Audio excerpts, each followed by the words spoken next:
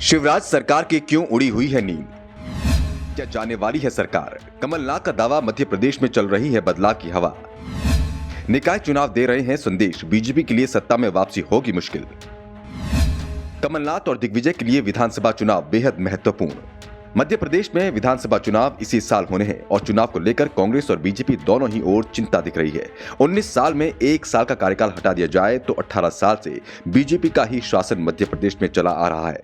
ऐसे में जनता के अंदर भी बदलाव की इच्छा दिखाई दे रही है। 2018 में तो जनता ने बदलाव कर भी दिया था, लेकिन ज्योतिरादित्य सिंधिया की बगावत ने इस बदलाव को भी अमान्य बना दिया और शिवराज को 15 महीने बाद ही सत्ता में बिठा दिया। ऐसे में 2023 बीजेपी और शिवराज दोनों के लिए ही बेहद मुश्किल दिखाई दे रहा है। दूसरी ओर कांग्रेस, जो 20 साल से अधिकांश समय से सत्ता से बाहर है, उसके लिए 5 साल और सत्ता से बाहर बैठ पाना बेहद मुश्किल हो जाएगा। वो भी तब जब केंद्र में भी उसकी सरकार न हो। वैसे भी पिछले 3 साल में जिस तरह से कांग्रेस के नेताओं ने पार्टी छोड़ी है, उसके बाद से ही कांग्रेस के लिए इस बार का मध्य प्रदेश विधानसभा चुनाव बहुत महत्वपूर्ण हो चुका है।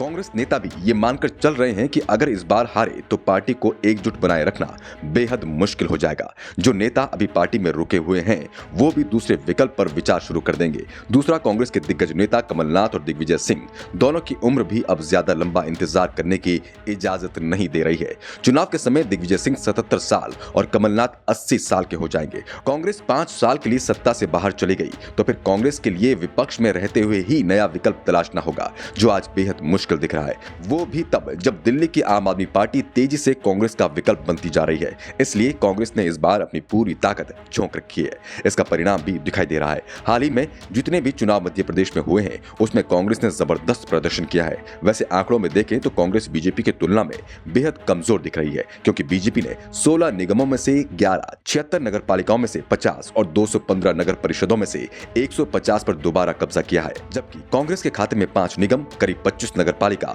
और 50 नगर परिषद आए हैं। लेकिन कांग्रेस की ये आधी अधूरी जीत भी बीजेपी को परेशान कर रही थी। कांग्रेस को जो जीत मिली है वो बीजेपी की कीमत पर ही मिली है। अधिकांश सीट कांग्रेस ने बीजेपी से छीनी है। कांग्रेस प्रवक्ता के मिश्रा ने दावा किया कि निगम चुनाव हम ही जीते हैं। आंकड़े इसकी गवाही दे रहे हैं। हमारे पास एक भी निगम नहीं था, लेकिन अब 5 निगम में हमारा कब्जा है। बुरहानपुर और उज्जैन में कांग्रेस 1000 से कम वोटों से हारी और इसकी वजह AIMIM का उम्मीदवार बना। इसलिए हम तो ये मानकर चल रहे हैं कि हमें 7 निगम में जीत मिली। वार्ड पार्षदों की बात की जाए तो ये संख्या 1.5 गुनी से ज्यादा हो चुकी है, जबकि बीजेपी ने पूरी प्रशासनिक मशीनरी का इस्तेमाल किया था। अगर चुनाव निष्पक्ष होता तो निकाय चुनाव में कांग्रेस का प्रदर्शन और बेहतर होता। कमलनाथ ने भी कहा है कि 1999 के बाद कांग्रेस ने निकाय चुनाव में इतना बेहतर प्रदर्शन किया है। 1999 में तो सरकार भी कांग्रेस की थी, लेकिन इस बार कांग्रेस लंबे समय से विपक्ष में है और उसका प्रदर्शन बता रहा है कि राज्य में परिवर्तन की हवा चल रही है और कांग्रेस का यही दावा बीजेपी को डरा रहा है। परिवर्तन की यह हवा दिल्ली तक पहुंच रही है,